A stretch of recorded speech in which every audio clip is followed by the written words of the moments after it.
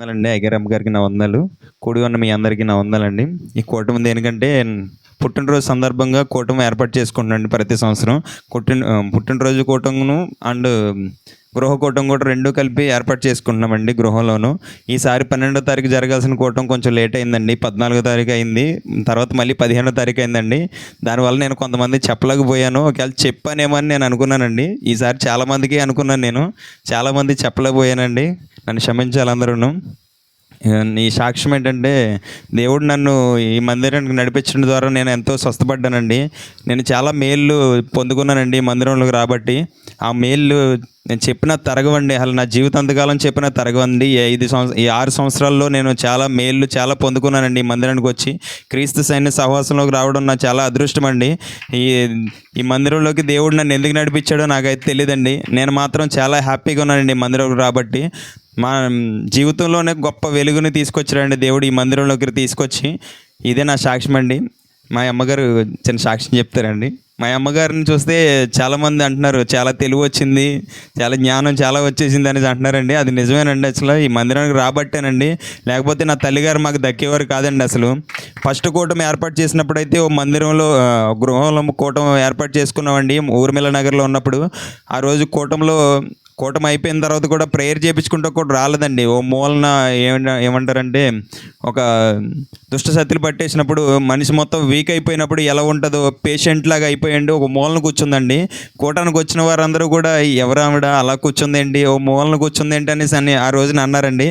దేవుడైతే మాత్రం మా అమ్మగారిని ఒక మంచి యవనస్తురాల్లాగా నిలబెట్టేశాడండి దేవుడు మా అమ్మగారిని. చూసినప్పుడు నాకే అనిపిస్తుందండి, అసలు నేను అనుకునేవాడిని మా అమ్మగారు బతుకుండడం గ్రేటు, ఎలా ఉంటే ఏంట్లే అనుకున్నానండి. కానీ నాకు ఏ రీతిగా ఉంటే మా అమ్మగారు నన్ను బాగా చూసుకుంటారు, ఆ రీతిగా దేవుడు గొప్ప కార్యం చేసి నా తల్లిగారిని నిలబెట్టాడండి.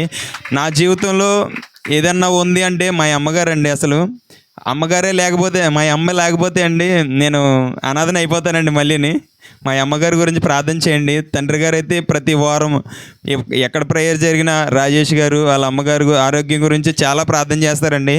నా జీవితంలో గొప్ప ఆత్మీయ తల్లిదండ్రులను ఇచ్చాడండి దేవుడు. వాళ్ళకి కుమారుని చేశాడండి దేవుడు.